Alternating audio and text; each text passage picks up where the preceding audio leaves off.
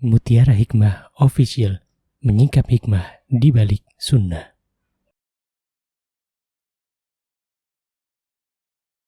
Salurkan donasi terbaik Anda untuk mendukung dakwah Mutiara Hikmah Official.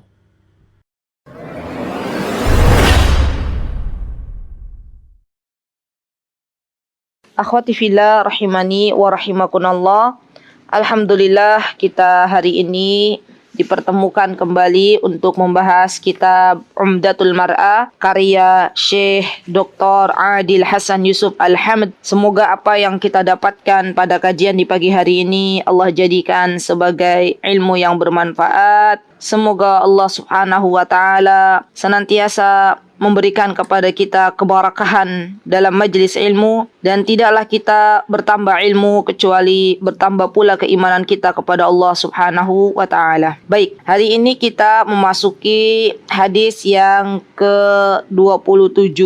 Saya bacakan hadisnya. An Aisyah radhiyallahu anha qalat ja'at Fatimatu bintu Abi Hubaish ila Nabi sallallahu alaihi wasallam faqalat ya Rasulullah inni imra'atun ustahadu fala athhur afada'u as-salah faqala Rasulullah sallallahu alaihi wasallam la innama dhalika 'irqun wa laysa bihaid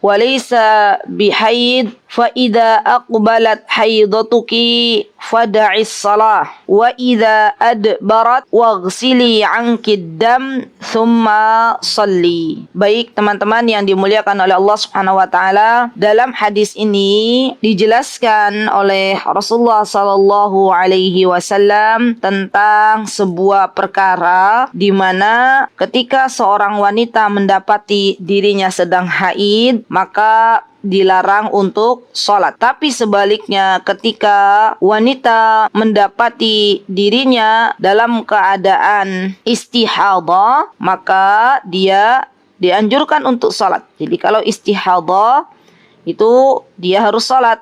Tapi kalau dia mendapati dirinya dalam keadaan haid, maka tidak diperbolehkan yang namanya sholatnya. Nah, agar kita mengetahui mana sekiranya darah haid dan mana sekiranya darah istihadah, karena ini nanti berhubungan dengan sholat atau tidaknya seorang wanita. Ya, sholat atau tidaknya seorang wanita, maka kita harus belajar kembali. Ya, kira-kira apa sebenarnya yang dimaksud dengan darah istihadah dan apa sebenarnya yang dimaksud dengan darah haid. Karena yang namanya perempuan itu kalau keluar darah tidaklah mereka kecuali mengalami 3 keadaan: nifas, haid, atau istihadah. Ya, itu. Jadi subhanallah, ini yang kita hendaklah mempelajarinya teman-teman.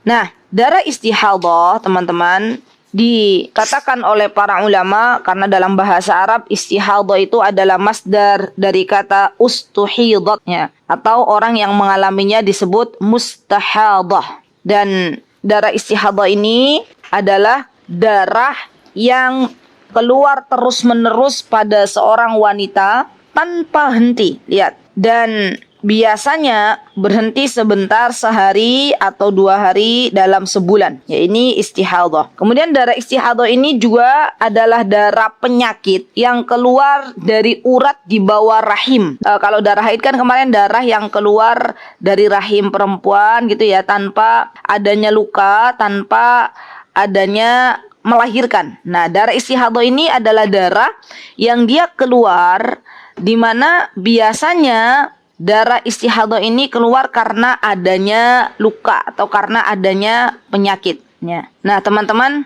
dari mana kita tahu bahwa darah istihadah ini adalah darah yang penyakit? Dari penjelasan para ulama. Ya, dari penjelasan para ulama, mereka mengatakan bahwa yang namanya darah istihadah itu adalah darah yang keluar dari bawah rahim. bukan darah haid dan bukan darah nifas. Dan biasanya darah istihadah ini datangnya lebih lama daripada masa haid. Ya. Kemudian biasanya di sini dikatakan oleh para ulama, ya, ketika Rasulullah SAW menyebutkan innama dzalika irqun wa laysa bihaidah, maka di sini bisa disebutkan teman-teman bahwa darah itu keluar dari irq, dari pembuluh darah dan bukan darah haid. Karena subhanallah, yang namanya darah istihadah, ya, yang disebutkan oleh Rasulullah SAW, berarti di sini jelas bahwa darah tersebut biasanya keluar dari pembuluh darah dan ini bukan darah haid. Syekh Utsaimin rahimahullahu taala dalam kitab beliau Kebiasaan Darah Wanita menyebutkan bahwa kondisi wanita istihadah itu dibagi menjadi beberapa kondisi. Di antaranya teman-teman, yang pertama, sebelum mengalami istihadah, ia mempunyai haid yang jelas waktunya.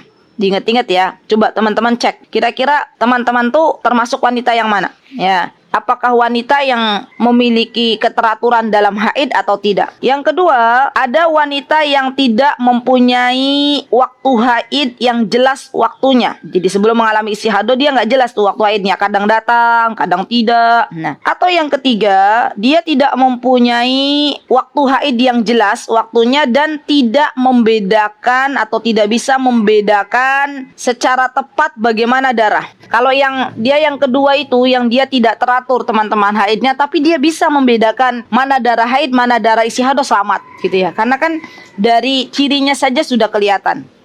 Nah, kalau yang pertama, kalau teman-teman misalnya ya subhanallah digolongkan oleh Allah Subhanahu wa taala memiliki masa haid yang telah diketahui, dan biasanya dalam hal ini teman-teman bisa merujuk ke jadwal haid yang biasanya teman-teman sudah tulis di kalender misalnya ya. Teman-teman sudah paham bahwasanya ini loh kebiasaan haid saya tuh tanggal sekian dalam 1 bulan tanggal sekian, maka teman-teman merujuk ke situ. Ya, jadi misal contoh seorang wanita atau kita biasanya haid 6 hari setiap awal bulan. Ya, atau tergantung siklus haid masing-masing wanita. Tiba-tiba setelah 6 hari darahnya belum berhenti dan keluar terus menerus, maka teman-teman yang terhitung sebagai darah haid adalah 6 hari saja, sedangkan sisanya itu adalah darah istihadah. Gampang ya, insya Allah ya. Jadi bersyukur nih bagi teman-teman yang saat ini memiliki kebiasaan masa haid yang cukup jelas atau tepat waktunya, maka ini memudahkan kita untuk bisa membedakan mana haid, mana istihadah. Ya, jadi pakai kondisi di mana teman-teman biasanya yang seperti apa gitu loh.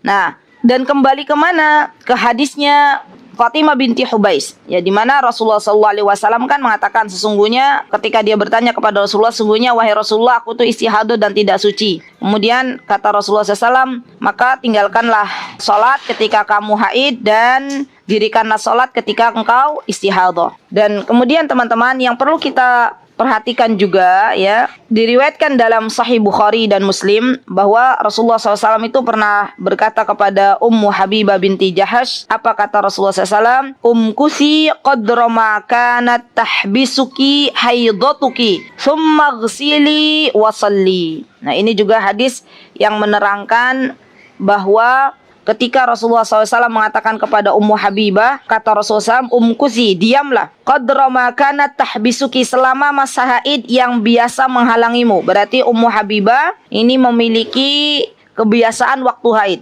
Kata Rasulullah SAW, summa tasili wa salli. Kemudian kalau selesai kebiasaan masa haidmu, misalnya 6 hari atau 7 hari, maka setelah itu kamu boleh sholat, kamu boleh mandi. Ya, berarti menunggu masa haid yang sudah jelas. Nah, yang kedua teman-teman, kalau teman-teman tidak memiliki kebiasaan waktu haid, maksudnya jadi tidak mengetahui jadwal haidnya ya, sebelum istihadah tuh nggak jelas gitu loh, kadang datang, kadang tidak. Nah, kalau seperti ini, bagaimana?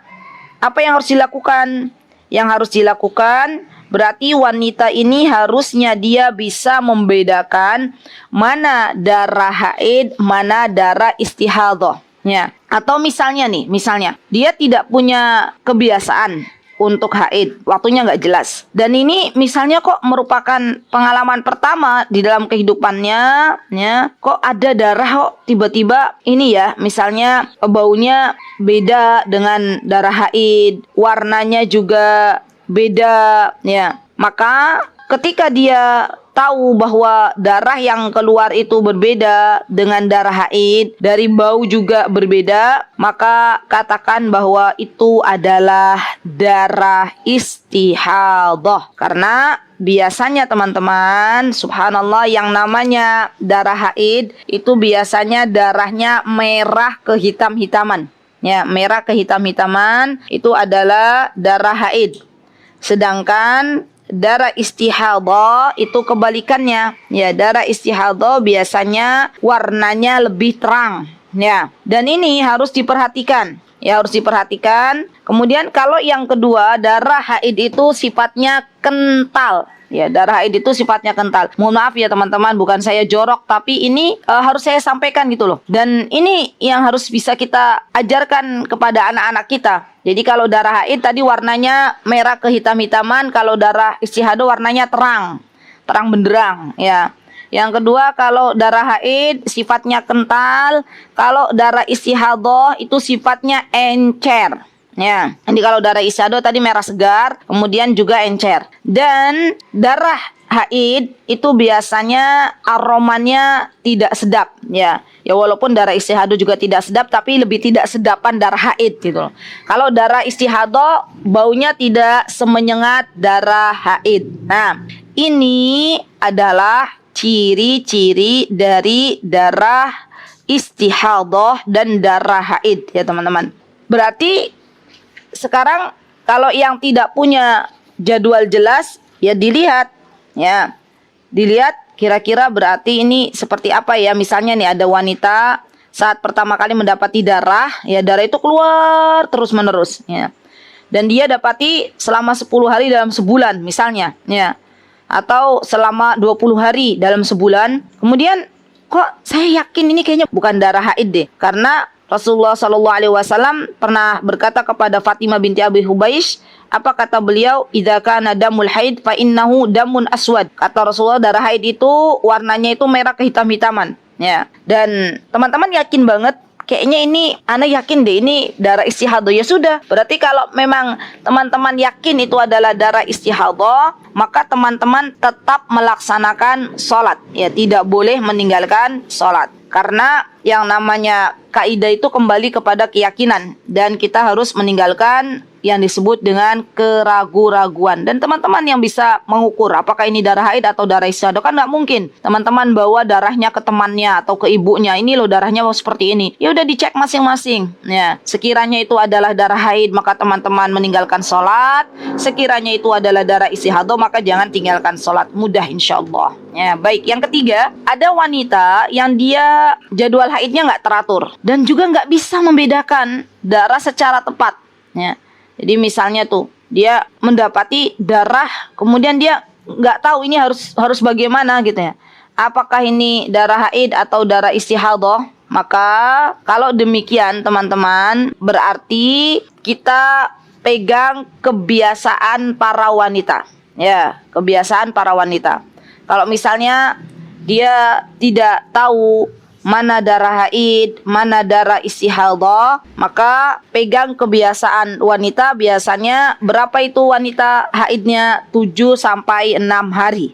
Ya, biasanya orang-orang haid itu pada masa Rasulullah SAW biasanya mereka haidnya 6 sampai 7 hari. Berarti kalau 6 sampai 7 hari selesai sudah haid, kemudian setelah itu dihitung dengan darah istihadah. Baik, ada hadis dari Hamnah binti Jahas ya, bahwa ia pernah berkata kepada Rasulullah SAW. Apa kata Hamnah binti Jahas? Ya Rasulullah, wahai Rasulullah, inni ustahadu haidatan kabiratan syadidah. Kata Hamnah, ya Rasulullah, sungguh aku itu sedang mengalami istihadah yang deras sekali. Fama tara fiha, dan apa pendapatmu tentang darahku ini? Ya, qad mana'tani shalah wasyam, yang mana darah ini telah menghalangiku untuk bisa salat dan berpuasa. Kemudian kata Rasulullah SAW, faqala ana'tu laki, maka Rasulullah SAW mengatakan, apa kata beliau? Asifu laki isti'malul qurs wa huwal qutan tad'ihi 'alal farji fa innahu yudhibud dam. Kata Rasulullah SAW, maka aku beritahukan kepadamu untuk mengganjal darah tersebut dengan kapas. Mungkin kalau sekarang pembalut gitu ya, karena hal itu bisa menyerap darah. Jadi Rasulullah SAW memberitahukan kepada Hamnah untuk memakai kapas. Kalau dulu kan belum ada pembalut kayak zaman sekarang gitu ya teman-teman ya. Jadi pakai kapas kalau misalnya, atau pakai pembalut kalau darahnya terus mengalir. Faqalat, kemudian Hamnah berkata, huwa aksau min dalik, darahnya lebih banyak ya Rasulullah. Wa fihi qala innama hadha raqdatun min raqadatis syaitan. Nih teman-teman, ini dalilnya bahwa kenapa yang dia tidak punya jadwal teratur, kemudian dia bingung, tidak bisa membedakan pakai kebiasaan wanita. Apa kata Rasulullah SAW? Maka kata Rasulullah SAW, ini hanyalah salah satu usikan setan, jadi gangguan setan. Itu kamu itu darahmu keluar terus banyak, itu gangguan. Ya gangguan, jadi ada sesuatu yang wrong, ada sesuatu yang salah dalam dirimu. Dan ini adalah gangguan dari setan. Maka kata Rasulullah SAW, fatahidi sittata ayyam au sab'a, maka pakai cara kamu itu haid 6-7 hari. Sudah fi ilmillah, ya menurut ilmunya Allah Subhanahu wa taala. Tsumma tasili, kemudian kamu mandi besar, ya mandi suci dari haid. Hatta idza ra'aiti annaki qad tahurti, sampai kamu merasa kamu telah bersih kemudian suci. Qaiti fasalli 24 atau 23 lailaha wa ayyamaha wa sumi. Ya. Jadi teman-teman, kemudian kata Rasulullah SAW bahwa apa kondisi yang tidak tahu dia membedakan antara darah ini, sebenarnya syahidnya di fatahidi sittata ayyam au sab'ata. Sebenarnya orang-orang yang dia tidak tahu mana ini darah haid atau darah istihadah, maka dia hendaklah ambil kondisi 6-7 hari. Ya, baik. Nah, setelah kita tahu apa sebenarnya darah istihadah dan apa sebenarnya darah haid, kemudian Syekh Utsaimin membahas kembali tentang ada keadaan wanita yang dia mirip dengan mustahadah, dengan orang-orang yang istihadah. Kata beliau, terkadang, kata beliau, seorang wanita itu karena mengalami sebuah sebab, ya mengalami pendarahan pada farjinya, seperti misalnya operasi pada rahim misalnya. Dan beliau mengatakan bahwa di antaranya contohnya ada wanita yang dia tuh sudah nggak mungkin lagi haid, misalnya karena usianya sudah menepos, misalnya ya sudah lansia, tapi dia misalnya contohnya dia mengalami adanya apa tuh namanya operasi, adanya operasi, dia dioperasi. Maka di sini karena dia tahu sebabnya dia keluar darah itu karena dioperasi, berarti ini tidak berlaku baginya hukum istihadah. Ya. Jadi tetap dia sholat, tetap dia mandi dan tidak berlaku hukum istihadah. Atau misalnya ya ada wanita yang dia tidak bisa haid setelah dioperasi, tetapi bisa diperkirakan dia bisa haid lagi, maka berlaku baginya hukum istihadah. Ya, karena ketika dia habis dioperasi kemudian harusnya jadwalnya haid tapi tidak haid misalnya ya, maka kata Rasulullah SAW ini hukumnya adalah hukum istihadah. Dan apa saja hukum-hukum seorang yang sedang istihadah? Yang pertama, nih teman-teman perlu kita pelajari bersama. Orang yang istihadah itu hukumnya seperti wanita suci. Maksudnya seperti dia tuh nggak haid. Jadi tetap dia sholat, tetap dia puasa, tetap dia baca Al-Quran, ya. Karena apa-apa ya, intinya apa-apa yang diharamkan bagi wanita haid, ya tidak berlaku bagi wanita istihadah. Jadi orang istihadah itu hukumnya sama dengan wanita-wanita yang sedang tidak haid. Dan yang kedua, menurut Syekh Utsaimin, ini menurut beliau ya teman-teman. Mungkin kalau ada pendapat lain, wallahu ta'ala alam. Kata beliau, wanita yang istihadah itu wajib berwudu setiap kali hendak mengerjakan sholat. Bukan mandi. Tapi menurut pendapat Syekh Utsaimin adalah berwudu. Karena mungkin teman-teman pernah mendengar adanya wanita yang istihadah kalau mau sholat itu mandi. Tapi pendapatnya Syekh Utsaimin, beliau mengatakan bahwa wanita yang istihadah itu cukup wudu saja setiap kali hendak mengerjakan sholat. Ya. Dan untuk sholat-sholat yang sudah ditetapkan waktunya, dia hanya boleh berwudu untuk sholat-sholat yang sudah ditetapkan waktunya. Jadi begini teman-teman, contoh misalnya ini ya, mudah-mudahan bisa lebih jelas. Contoh misalnya, teman-teman mau sholat duhur, ya teman-teman mau sholat duhur, waktu duhur masuk setengah 12 misalnya. Waktu duhur Yogyakarta sudah masuk ya setengah 12 ya. Nah, kemudian teman-teman berwudu. Nah, wudunya teman-teman ini, kalau teman-teman istihadah, cukup untuk sholat duhur saja. Ya, untuk satu kali sholat. Nanti, kalau misalnya nih, teman-teman mau sholat asar. Mau sholat asar, wudu lagi. Ya. Karena Rasulullah SAW pernah mengatakan kepada Fatimah binti Hubais di sini ya, summa tawaddai likulli salatin. Summa tawaddai likulli salatin. Apa itu summa tawaddai likulli salatin? Dan berwudulah setiap kali hendak mengerjakan salat. Maka Syekh Utsaimin mengatakan berarti di sini kalau teman-teman mau salat asar, nih, masuk waktu salat asar, teman-teman wudu lagi. Nah, di sini ada bedanya nih antara teman-teman waktu tidak istihadah dan waktu suci. Kan misalnya contoh, teman-teman lagi nggak istihadah, lagi nggak haid, ya. Teman-teman kan misalnya wudu nih untuk sholat asar, misal teman-teman misalnya karena sholat asarnya tidak tepat waktu, misalnya ya, sholat asarnya misalnya 4:30 baru sholat, misal contoh ya, tapi ya nggak boleh dibiasakan.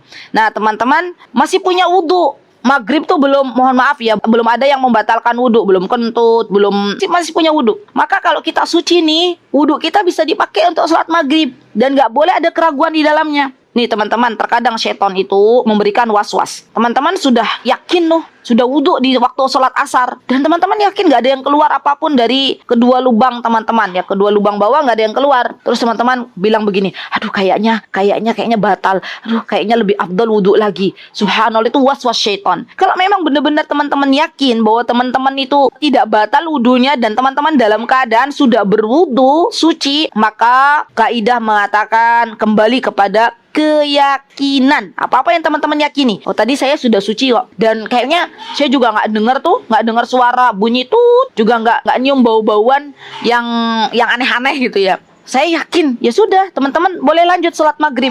Itu kalau keadaan teman-teman nggak istihadah, ya kan? Nah, tapi kalau untuk istihadah nih, kata Syekh Utsaimin, nah, ini spesial. Maka ketika teman-teman wudu untuk sholat asar, sudah sholat, teman-teman mau sholat maghrib walaupun masih dalam keadaan belum batal, teman-teman harus berwudu kembali. Ini pendapatnya Syekh Utsaimin. Nah, ada lagi pendapatnya, mungkin teman-teman pernah dengar Abu Malik ya, pendapat yang memiliki kitab Sahih Fikih Sunnah. Kata beliau, monggo teman-teman mau ambil pendapat yang mana, silahkan, derek, monggo. Saya tidak memaksa teman-teman untuk mengikuti pendapatnya Syekh Utsaimin atau pendapatnya pemilik kitab Sahih Fikih Sunnah. Kata beliau mengatakan bahwa wanita istihadah itu tidak harus berwudu setiap kali hendak mengerjakan salat selama belum berhadas. Karena atau menurut beliau ini pendapat yang kuat. Hadis-hadis yang bahas masalah ini semuanya menurut beliau tidak kuat. Ya. Adapun yang lebih utama malah beliau memilih untuk mandi. Ya. Setiap kali mengerjakan sholat, mandi dan berwudu. Beliau merujuk pada hadis Ibunda Aisyah radhiyallahu anha ketika beliau berkata kepada Ummu Habibah ketika beliau mengalami masa istihadah, Ummu Habibah kemudian bertanya kepada Rasulullah sallallahu alaihi wasallam, maka Rasulullah SAW mengatakan ini adalah darah penyakit dan diperintahkan kamu untuk tidak meninggalkan salat, tapi ini adalah darah penyakit. Wallahu taala alam, beliau hanya menyebutkan seperti itu. Dan berarti ada dua pendapat ya teman-teman, ya ada dua pendapat. Kalau pendapatnya Syekh Utsaimin, beliau mengatakan untuk berwudu saja. Kalau pendapatnya Abu Malik, beliau berpendapat untuk mandi. Wallahu taala a'lam. Baik. Nah, teman-teman nanti tanya, "Ustazah, terus saya ikut yang mana?" Ya monggo, ikut yang mana? Kalau mau ikut pendapatnya Syekh Utsaimin, ya udah, monggo, berarti wudu. Tapi kalau salah bagaimana? Ya udah, kalau salah perkaranya Syekh Utsaimin, kan Syekh Utsaimin yang sudah berfatwa. Nah, tapi kalau saya mau ikut pendapat yang mandi, ya monggo, silakan. Tapi kalau salah bagaimana? Ya, kalau salah, ya kita yang namanya perkara ijtihad itu teman-teman, subhanallah. Di situ kalaupun ada kemungkinan salah, maka tidak berdosa karena ini perkaranya perkara dalam ilmu fikih. Baik. Nah, kemudian yang perlu diperhatikan juga ketika hendak berwudu. Ini saya merujuk kepada pendapatnya Syekh Utsaimin. Kata beliau, ketika hendak berwudu, orang-orang yang sedang istihadah, maka hendaklah dia membersihkan sisa-sisa darah yang melekat pada pembalut, atau kalau pengen ya teman-teman ganti aja pembalutnya gitu ya, ganti pembalutnya daripada nanti dipakai lagi, dibersihkan lagi, mending langsung dibuang saja ya, maksudnya dicuci dulu ya. Dan ini adalah pendapatnya Syekh Utsaimin. Jadi kalau mau sholat, maka teman-teman berwudu, kemudian sebelum berwudu dibersihkan terlebih dahulu. Baik, kemudian di antara hukum istihadah juga teman-teman, bahwa di sini wanita istihadah teman-teman boleh melakukan i'tikaf. Ya, i'tikaf di dalam masjid, dan juga boleh tawaf ya, karena memang tawaf itu dilarang hanya untuk wanita-wanita haid dan wanita-wanita yang sedang nifas. Tapi untuk orang-orang yang istihadah, maka dia diperbolehkan untuk tawaf, juga diperbolehkan untuk i'tikaf ya. Kemudian selanjutnya Syekh Utsaimin membahas bahwa wanita yang istihadah juga boleh melakukan, mohon maaf sekali ya, diperbolehkannya melakukan hubungan suami istri, karena ayat yang menjelaskan bahwa seorang laki-laki hendaklah menjauhi para wanita, tidak mendatangi wanita, tidak menggauli wanita di dalam surah Al-Baqarah, ini hanya berkaitan dengan wanita-wanita haid. Apa kata Allah Subhanahu wa taala teman-teman? Fa'tazilun nisaa fil mahid. Hendaklah kamu menjauhkan diri dari wanita-wanitamu ketika mereka sedang haid. Berarti ayat ini secara tidak langsung menunjukkan bolehnya seorang yang sedang istihadah melayani suaminya. Wallahu ta'ala a'lam. Baik. Nah, setelah kita mengetahui hukum-hukum dan apa saja yang berkaitan dengan istihadah, maka yang perlu kita ketahui adalah bagaimana cara bersuci bagi wanita istihadah. Ya, ini saya sengaja pelan-pelan biar teman-teman tidak terlalu cepat dalam mencerna. Mudah-mudahan bisa dipahami ya teman-teman. Baik, nah cara bersuci bagi wanita istihadah itu seperti apa? Ya, maka cara bersucinya ada beberapa pendapat. Ada 4 pendapat. Pendapat yang pertama, mewajibkan mandi hanya 1 kali saja. Jadi kalau misalnya dia haidnya sudah berhenti, ya seperti tanda-tanda yang memang kita sudah pernah pelajari, ya. Kemudian maka dia biasanya kan mandi. Ya, dan sudah mandinya ketika waktu selesai haid saja. Dan ini pendapat ini dipegang oleh Imam Malik, Imam Syafi'i, dan Abu Hanifah. Ya, jadi sudah mandinya hanya 1 kali saja ketika dia selesai haid. Kemudian yang kedua adalah wajib mandi setiap hendak salat. Ya, dan pendapat ini dipegang termasuk di dalamnya tadi ya oleh Abu Malik yang memiliki buku fikih, Sahih Fikih Sunnah. Dan yang ketiga, wajib mandi 3 kali sehari semalam. Ya, 3 kali sehari semalam. Jadi pendapat ketiga ini mewajibkan mandi bagi wanita-wanita istihadah sebanyak 3 kali dalam sehari semalam, yaitu dengan cara mengakhirkan duhur hingga asar, lalu mandi. Kemudian menjamak 2 salat tersebut. Kemudian mengakhirkan salat maghrib hingga isya, lalu mandi. Kemudian menjamak 2 salat tersebut. Dan mandi yang ketiga adalah mandi untuk salat subuh. Dan ini teman-teman diriwayatkan oleh Abu Dawud, dan pendapat ini diambil oleh pendapat orang-orang Dhahiri, yaitu Abu Muhammad bin Hazm ya, dengan sebuah dalil. Apa kata beliau? Beliau membuktikan dengan sebuah dalil di mana ketika Asma binti Umais bertanya kepada Rasulullah SAW, "Ya Rasulullah, sesungguhnya Fatimah binti Abu Hubais menderita istihadah," maksudnya darahnya terus-menerus keluar. Maka Rasulullah SAW mengatakan, "Litagsil lidzuhri wal asri ghuslan wahidan, walil maghrib wal isya'i ghuslan wahidan, wa tagtasili lil fajri, wa tawadda fima baina dzalik." Kata Rasulullah SAW, maka hendaklah dia mandi 1 kali untuk salat duhur dan asar, 1 kali untuk salat maghrib dan isya, dan mandi untuk salat subuh, dan berwudulah di antara hal tersebut. Ya, wallahu taala alam. Teman-teman, yang pasti pendapat yang ketiga ini juga dia mengutarakan hadisnya, dan boleh teman-teman silakan mau ambil yang mana. Ya, dalam hal ini sekali lagi saya tidak memaksa teman-teman untuk ambil pendapat yang mana. Baik, pendapat yang keempat, yang terakhir, bahwa wajib mandi 1 kali dalam sehari semalam. Ya, jadi kalau tadi yang pertama diingat-ingat, dia wajib mandinya kalau selesai haid saja, sudah. Setelah itu sudah nggak usah mandi karena dia sudah seperti wanita suci. Yang kedua, mandi setiap kali mau sholat, berarti sehari 5 kali. Kan kita sholat sehari 5 kali kan teman-teman, berarti mandi sehari 5 kali. Pendapat yang ketiga, mandinya sehari cukup 3 kali. Nah, pendapat yang keempat, wajib mandi 1 kali saja sehari semalam. Ya. Dan pendapat ini diriwayatkan dari sahabi Ali radhiyallahu an dan Imam Nawawi dalam kitab Al-Minhaj. Beliau mengatakan bahwa istihadah adalah hadas yang berkepanjangan seperti air kencing, maka istihadah tidak menghalangi salat dan puasa, tetapi kata beliau, orang-orang yang istihadah harus membersihkan farjinya sebelum wudu dan membalutnya dengan pembalut, dan dia juga diharuskan memperbarui wudu setiap hendak salat fardu serta mengganti kain pembalut, dan mandi 1 hari 1 kali saja. Ya, wallahu ta'ala a'lam. Berarti ada 4 pendapat ya teman-teman. Monggo teman-teman mau ambil pendapat yang mana. Ya, baik.